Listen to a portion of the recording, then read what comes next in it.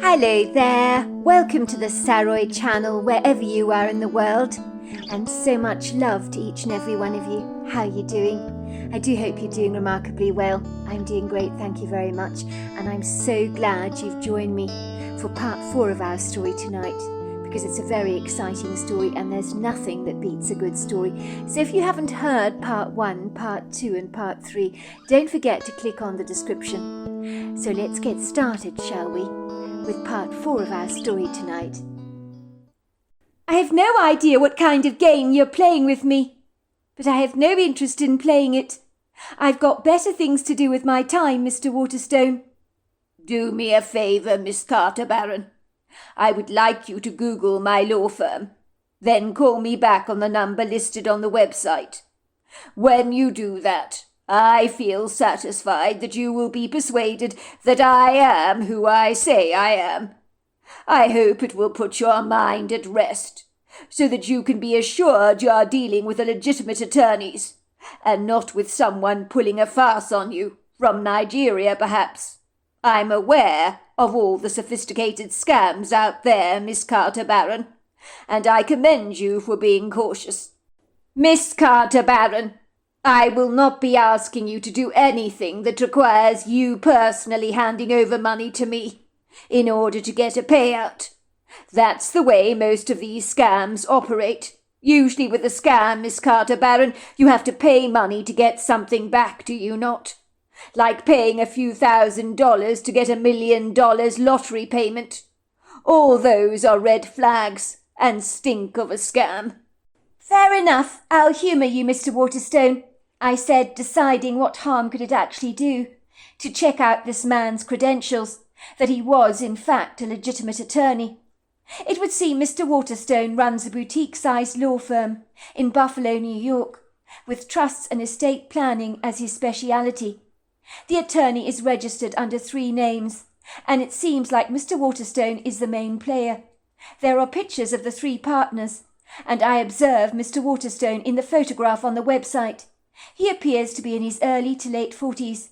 He looks debonair, sophisticated, wearing a smart suit, a crisp cotton shirt, and a rather dashing tie. He's a very clean-cut sort of man with a chiselled jawline, dark, sultry eyes, sallow skin that has not seen the sun in a while, and his long Irish face appears to be framed by a very neatly cut mop of thick dark hair that naturally curls around his face, giving him a rather distinguished poetic look. What if I'm really due an inheritance, I wonder, feeling my heart flapping around my chest like a flustered pigeon. Stranger things have happened, but I'm not usually lucky in life. Inheritances tend to fall into other people's laps, whose gilded lives are wrapped in the fine tissue paper of privilege and good fortune, but usually not mine. My lap has remained resolutely empty, and the only thing that has ever filled my lap are the fruits of my arduous hard work, my blood, sweat and tears, so to speak. And my freelance work has not exactly paid me well, which is why I live in an unfurnished cottage on my parents' property. I work incredibly hard for so little pay, of which the taxes stolen from me by our government are almost unforgivable, given I don't earn very much. It has often made me wonder how these government officials actually sleep at night, screwing people like me with high taxes on low wages without any discrimination whatsoever. So if there is a glimmer of light shining down on my bank account for a change, I'd gladly welcome it. I decided first of all to Google Clark Johansson, Buffalo, New York, and an obituary comes to my immediate attention. I discover he died a week prior from testicular cancer, at the young age of only 42 years old, leaving behind him a wife and 2 children. And now I'm even more confounded. I certainly do not know this man. I do feel sad for him, though, his poor wife and his children, and the man dying at such a young age. I cannot help but feel aggrieved for his family's tragic loss.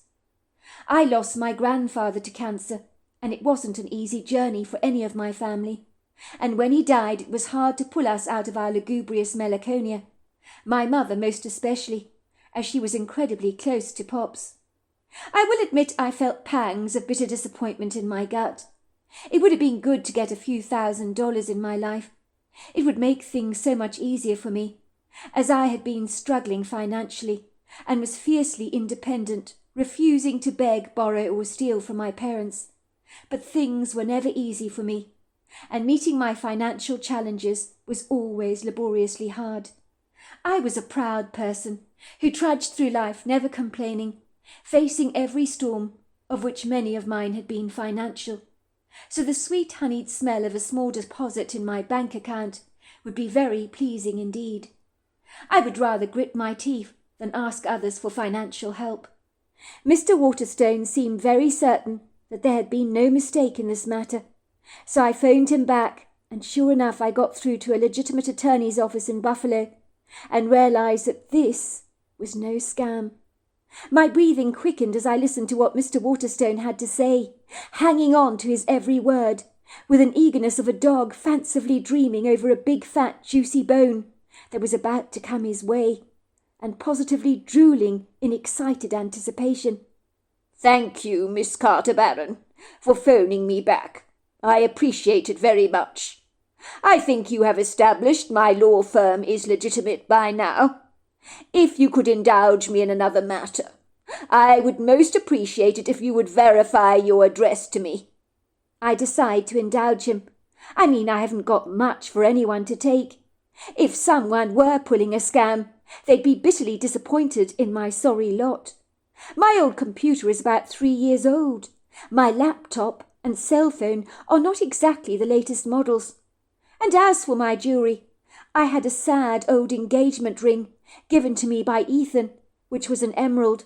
I'd been told by the jewellers that it had been badly damaged because it's a soft stone. A little like my relationship with Ethan, perhaps.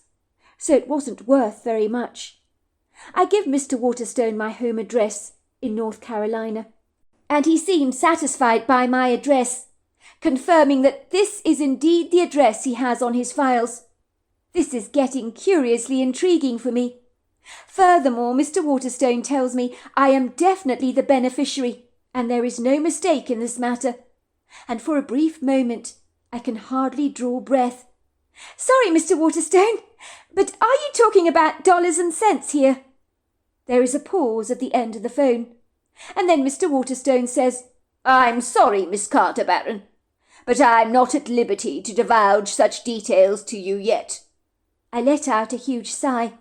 "Fair enough. I think I understand. But can you at least tell me what the reason that Clark Johansson had for leaving me as a beneficiary in his will? I was able to look up Clark Johansson's obituary before I returned your call, Mr. Waterstone. It appears he has a wife and kids. Why would he leave anything to me? It makes no sense, especially as I don't know who the hell he is, if I'm being perfectly candid with you." "That's a very good question to ask, and an enigmatic one at that, Miss Carter Barron. Ostensibly his wife and children have been well provided for. I can assure you of that. But he did not give me a reason as to why you were to be a beneficiary of his will. But he did give me all your details. You were educated at Heathfield Hall, an expensive private school. I gather you went to West Carolina University and got an MA in advertising and public relations. He mentioned your marriage to an Ethan Hansen, whom you recently divorced, and due to financial and emotional difficulties, you moved in with your parents. You live in a cottage on your family's property, called Weaver's Place. You are working freelance in public relations at the moment. You have a brother Aaron, who works as a very successful engineer at CD&& Smith in Boston. He lives in Boston and has a wife and 2 small children in an affluent neighbourhood, and is doing rather well for himself. You, on the other hand, Miss Carter Barron, have not been quite so lucky with your lot." "You've got me," I said, feeling rather unsettled that the late Clark Johansson appeared to know so very much about me, and yet I was nowhere near knowing who he actually was. "So what now?" I asked. "What is the protocol here? How do we proceed with all of this?" "I know this is an inconvenience for you, Miss Carter Barron. I am quite sure it is. but I will organize a flight for you from North Carolina to Buffalo, as you are 10 hours away from my offices. So I realize that this is a little bump in the road that you will have to cross and overcome, but it is important that I see you in person. You need to bring your passport and driver's license along for identification purposes. I would appreciate it very much if we could see each other at about 10:30 tomorrow morning. There will be another person attending our meeting, as requested by the deceased. I will see you in the morning, Miss Carter-Barron, and will cover all your transportation costs. So get a taxi straight to our offices. It'll be easier that way. The estate will cover all those supercilious costs, and if you need to stay at a hotel overnight, all well and good. You will be reimbursed for any outstanding costs you incur, to get to my offices, that is. I couldn't believe what was happening. A perfect stranger had made me a beneficiary in his will, and yet I had no way of knowing who this mystery man actually was. I hoped answers would be forthcoming. I needed to know why a perfect stranger would make me a beneficiary of his will, but there was a small part of me that was still sure that this had to be a dreadful mistake.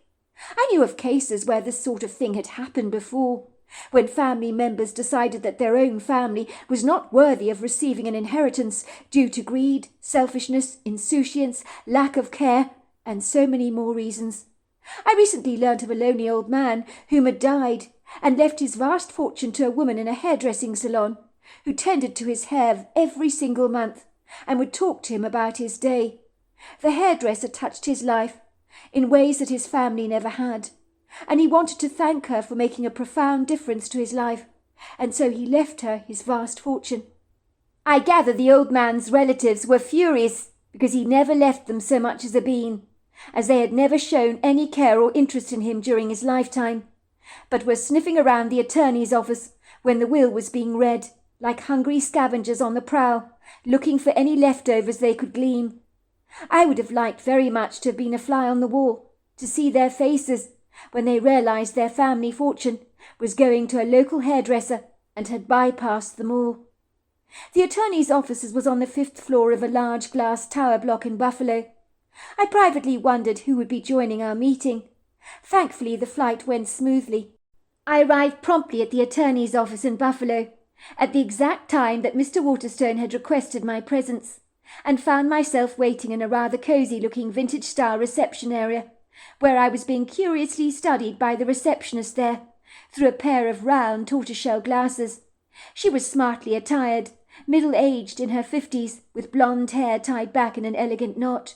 "You need to wait a moment," she told me, lifting up her receiver and speaking to Mr. Waterstone. "Yes, that's right, Mr. Waterstone.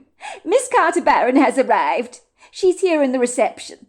She put down the receiver and told me to wait a while. I sat in a large, very comfortable wing chair, rather nervous, my palms both damp and clammy in anticipation. The glamorous attorney's office was kitted out very classily, with elegant plush furnishings that epitomized both style and taste, which made me certain that any of the clients here were rather wealthy. Could I dare to hope that this stranger, Mr. Clark Johansson, whatever his name was, had left me a lump sum like $10,000 perhaps, which could be put to great use?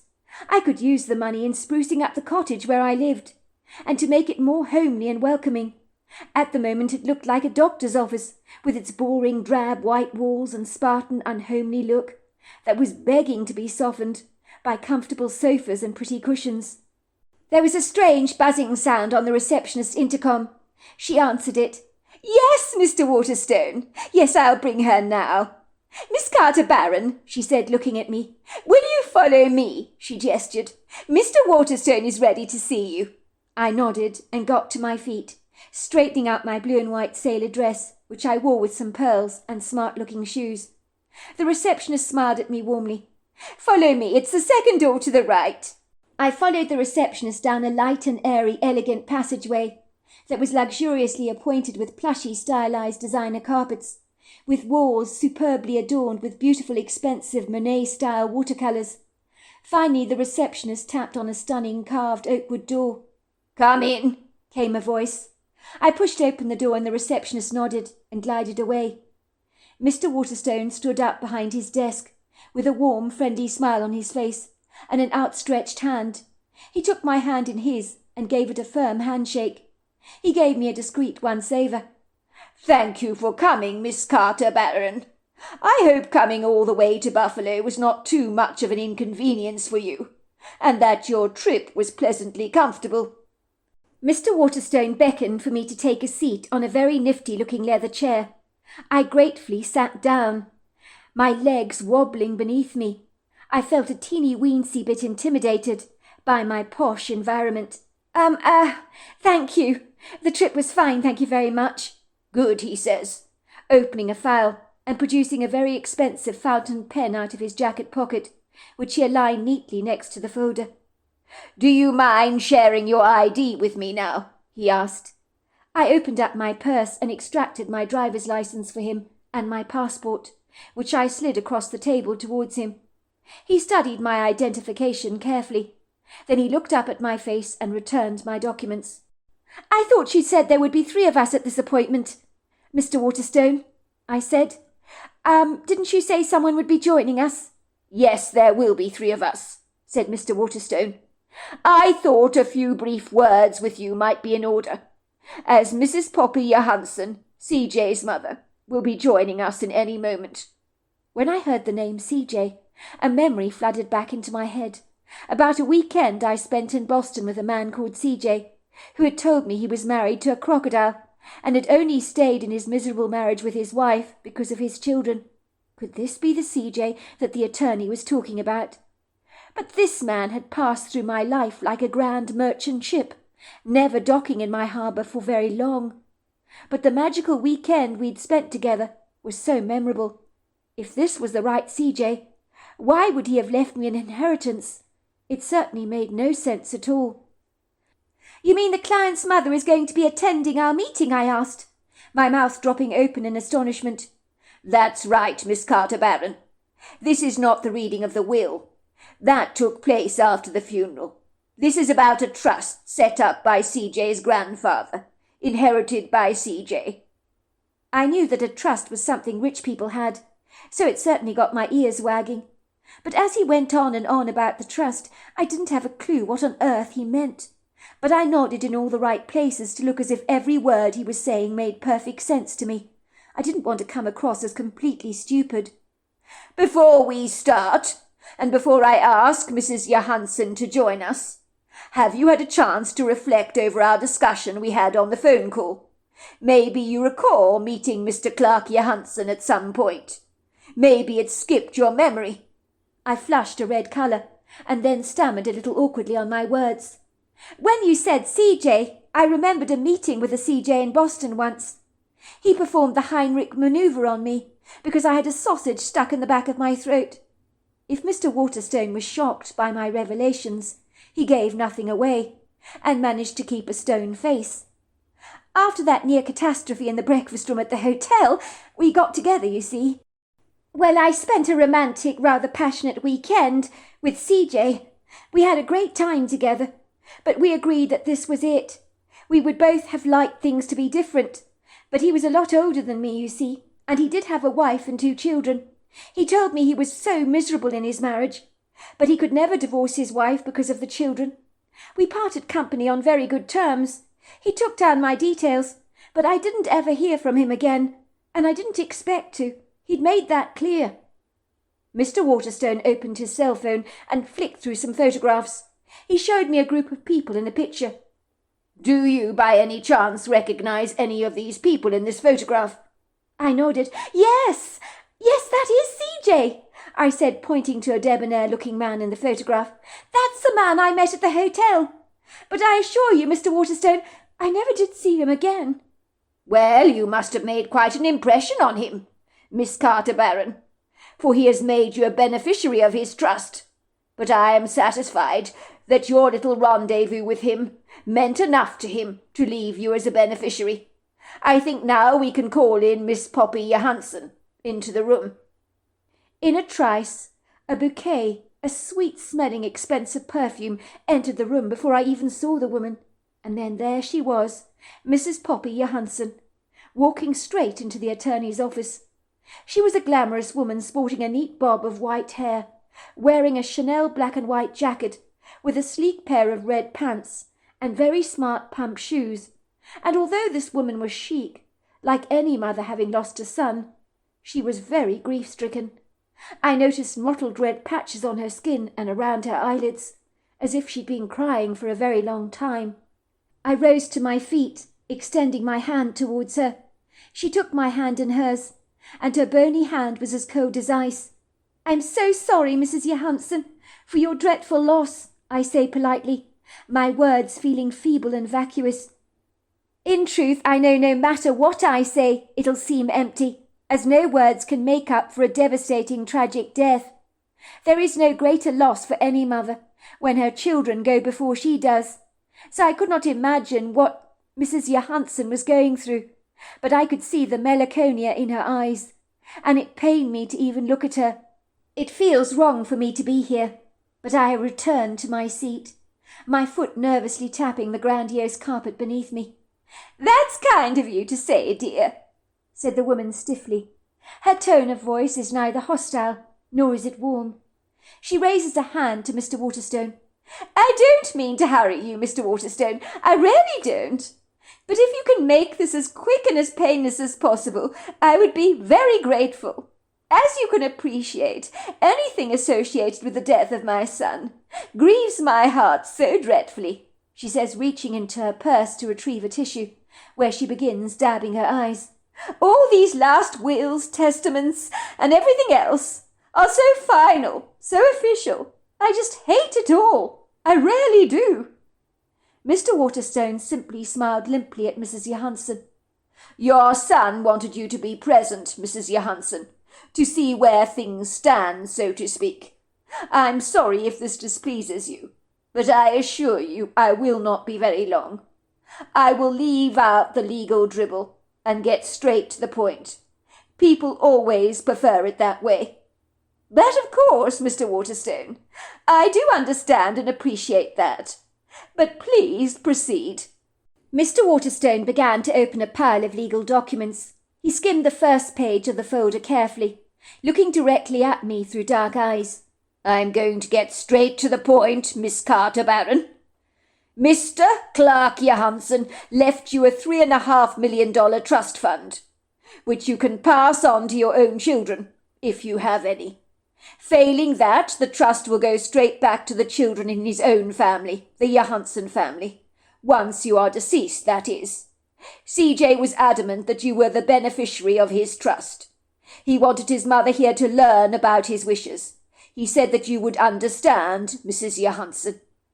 $3.5 million, I say, my mouth dropping open in astonishment. "This is a life-changing amount of money, Mr. Waterstone. But what about CJ's wife? What about his children? Weren't they expecting to receive this trust?" To my amazement, there's a flicker of a smile on Mrs. Poppy Johansson's face, as if some way learning about a trust being handed over to me brought her great pleasure and satisfaction. But shouldn't she be aggrieved with me for potentially stealing away a lump sum from her grandchildren's inheritance? "You must have meant an awful lot to CJ," she said, grabbing my hand tightly and giving it a squeeze. "Don't you worry about Tanya, my daughter-in-law. That woman made my son's life dreadfully miserable. I am so glad you brought a touch of something beautiful to his life. I take it you had an affair with my son." "Well, it's not exactly like that," I said.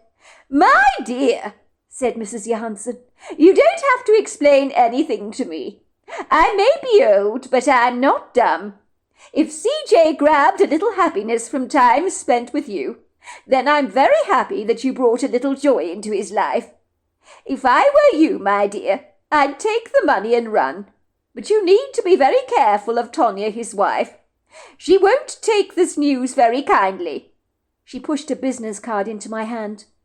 "Call me if you have any problems with Tanya. Now, if you don't mind, I need to be off." And then in a cloud of perfume like a ghost, she seemed to just vanish from the offices. As I was exiting the building and making my way to the coffee shop on the ground floor, my legs were crumbling beneath me, with the shock of realizing I was $3.5 million richer. This is me we're talking about. Little old me that had worked so hard all my life for so little return, and suddenly the horizon of my life had changed, as if the black clouds had suddenly dissipated, and I was melting into a golden sunrise. After my life-changing meeting in the attorney's office, I quickly made my way towards the coffee shop. I stood behind a few people, waiting to order from the barista. All of a sudden, a forceful, well-manicured hand pulled me by the scruff of the collar of my blue sailor dress, like a mother cat might pick up her kittens by the scruff of the neck.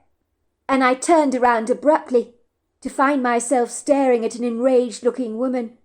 And let me tell you, if looks could kill, she was wearing that look. I don't think I've ever seen someone quite so formidable before. I was actually scared of this woman. She glared at me defiantly with a murderous expression on her face.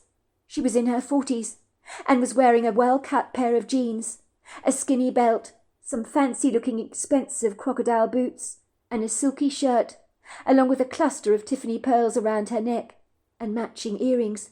She was remarkably well-groomed and high maintenance, of course. "Are you Kim Carter Barron?" she asked me. I nodded. "Yes." "I thought as much," she said, viciously scrutinizing me through hard, cold brown eyes, as if she was looking at some dog turd on the sidewalk. She wrinkled up her nose in disgust and then slapped me across the face with her hand. I was so shocked I almost fell backwards. Someone who was standing in the queue behind me helped me steady myself. "You are a whore," said Tanya to me in disgust. "Nothing but a filthy, dirty little whore. Look at you, pathetic, trying to get your grubby hands on my husband's trust fund. I could have picked you up from a lineup anywhere. You're nothing but a low-life trollop. And you get off, do you? Fraternizing with other people's husbands. Make a business out of it, do you? You better bloody give me that trust fund, my girl, or you're going to find yourself in big trouble with me, because it doesn't belong to you. I'll stop at nothing to get it back from you." She grabbed me violently, shaking me hard. "You haven't heard the last of me, young lady. You haven't heard the last from me. You're going to pay for this big time, and rue the day that you ever seduced my husband in the way you did. And just so you know, girl, payback's a bitch." And with that she sauntered off, jiggling her narrow hips like a disingenuous, scheming woman who meant business. And I will admit, I felt a little like Daniel being thrown in the lion's den. That woman was vicious, dangerous. No wonder CJ described her as a wanton crocodile. I couldn't believe he'd put up with being married to this ruthlessly cold-blooded woman. No wonder he was so miserable and lonely in his marriage. I wouldn't have been surprised if her own kids were terrified of her. I realized in that quintessential moment that I had met the most formidable, cold, calculating woman. And her name was Tanya Johansson. Suddenly I was more determined than ever to keep the trust fund that I was going to inherit. That woman possessed no redeeming qualities. She was self-entitled, toffee-nosed, self-centered, and positively vicious, and I knew from thenceforth I'd need to be watching my back. I had not seen the last of Tanya Johansson yet, but I had no idea how far this woman would go to make my life a living hell. For hell has no fury like a woman scorned. It was a few days later that a young man paid me a visit at my cottage. The moment I saw him, I knew at once he was CJ's brother, for he looked exactly like the CJ I'd encountered at that hotel over 12 years ago. The resemblance was so uncanny, it actually took my breath away. I was wondering if he was paying me a visit because he was grievously upset about the trust fund that CJ had left to me, but I knew I should hear him out, whatever he had to say to me. It was the polite, civil thing to do, given he'd come all this way from Buffalo to see me. "May I come in?" he asked me gingerly, as I opened the door for him. I could see, like his mother, that his eyes were all blotchy and red, as obviously he was grieving the loss of his brother CJ. "You might be surprised to know," he said, "that CJ sent me. to see you on a private mission after his death. I promised I would fulfill his wishes. So here I am," he said bashfully. "CJ wanted me to ensure that you would accept the trust fund that he left for you. He had his reasons more than just the lovely weekend he spent with you in Boston, all those years ago, for making you the beneficiary of this trust. This is the very reason he impressed upon me to visit you, as I am sure you have lots of questions for me." "CJ wanted you to pay me a visit after he died?" I asked, looking at his brother nonplussed. I was intrigued in what he had to say, and hopeful that he might shed more light on why his brother had made me beneficiary of his trust fund. I invited the young man, who was possibly about 3 or 4 years older than I was, into the cottage. I was struck by how handsome he was. He was obviously a lot younger than CJ. I was rather self-conscious by how uninviting my little cottage was, with walls that were blank, and there was only a scattering of furnishings around. I did fortunately have one comfortable couch in the far corner of the room that overlooked a grove of trees, and CJ's brother looked suitably impressed by the beguiling views from the cottage windows. "You live in a very prepossessing part of the world, Miss Carter Barron." "Please don't call me that. Call me Kim." "I take it, Kim, your parents live in the big farmhouse on this property. Huckleberry Farmhouse, I notice it's called. I understand why you enjoy living here." "It's quite remarkable. You look a lot like your late brother. I can see it in the eyes and in the shape of the chin. You're almost a carbon copy of CJ when I met him in the hotel 12 years ago. It's quite uncanny, really. You're obviously a lot younger than he is." "Thanks," said the young man. "My name is James. I'm CJ's young brother. There's a 9.5 age difference between us, believe it or not. But despite the age gap, we were very close, especially during the course of his insufferable illness, when he confided in me a lot. Me and CJ, we're a lot alike, really." "I'm so sorry for your loss. Really I am. It can't be easy to lose someone you love from cancer," I said diplomatically. "Would you like a drink? I do have some wine in the fridge that I haven't opened yet. It's a South African wine, I believe. A Cabernet Sauvignon. I'm told it's good." "Sounds like a great idea," said James. "I think a drink might steady my nerves a little, and South African wines have a good reputation. They're exceptionally good, I believe. So I will not be declining the glass of wine. What I have to tell you next is not going to be easy, but CJ wanted me to tell you the truth, and I think in the circumstances you're entitled to hear it." "Wow, it does sound intriguing," I said. I poured James a glass of wine in a modest-looking wineglass. Much like his late brother, he was well presented, wearing a rolled-up pinstripe shirt and a pair of cream chinos, and smart leather shoes that looked like they'd cost a fortune. I sat down on a hard-backed chair which I pulled up close to the sofa, where James was sitting. My eyes focused on him. I could see something was weighing heavily on his heart. He was almost reluctant to speak, as if he had a large chunk of coal stuck in the back of his throat. He took a large sip of wine, and with trembling hands he put it down on the coffee table. "I know a lot about you, Kim, from my brother. He told me about your unusual meeting at the hotel in Boston all those years ago, when a piece of sausage got stuck in the back of your throat. It was an idiosyncratic way to meet someone, but he described your meeting as serendipitous. He said you were like a breath of fresh air that extinguished some of the darkness in his own life, made him forget about his miserable marriage for a while." "That's right. Your brother actually saved my life. There was an elderly couple in the breakfast room at the hotel. They just stared at me. But your brother, who'd been reading a paper, came to my rescue at once. I couldn't breathe. I was suffocating on that piece of sausage. And he literally saved my life." "I am sure, when you met CJ, that he confided in you on the miserable state of his marriage," said James. "The woman that he was married to for all those years is a shark, not to put too fine a point on it. He had not been happy in his marriage for many years, but he remained in a loveless marriage for the sake of his children. He loved his children dearly. My mother told him, as did I, to get a divorce from Tanya, but he refused to listen. CJ was always about doing the right thing. I met Tanya, I said, when I was leaving the attorney's office.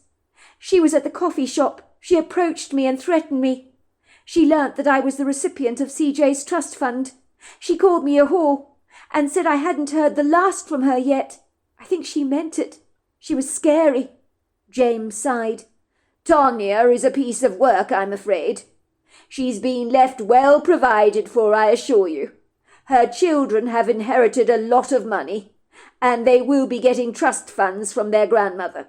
But for Tanya, getting her hands on your trust would be to her extra money to spend on supercilious stuff she doesn't need, like extra designer clothes and fancy trips. She's furious and enraged about James leaving his trust fund to you. You must watch your back. I need to warn you about that. Tanya can be dangerous, but don't let her pressurize you into handing over the trust to her. It's rightfully yours. CJ meant for you to have it. But it seems like a lot of money to leave someone just for a great weekend, I said. I suppose I can understand why Tanya is aggrieved, even if she is not a nice human being. There is more to the story than meets the eye, said James soberly. My brother got the shock of his life when he discovered your surname was Carter Barron, after he'd spent that weekend with you in Boston. Suffice to say, he knew at once who you were when you were parting company at the hotel. He took down all your details. Let me tell you, he had the wind knocked out of his sails. Brace yourself for what I'm going to say next. It's not going to be easy to hear. So there we are. That is the end of It's Getting Very Exciting. So join me tomorrow night. You're going to love this story. So until next time, goodbye and good night.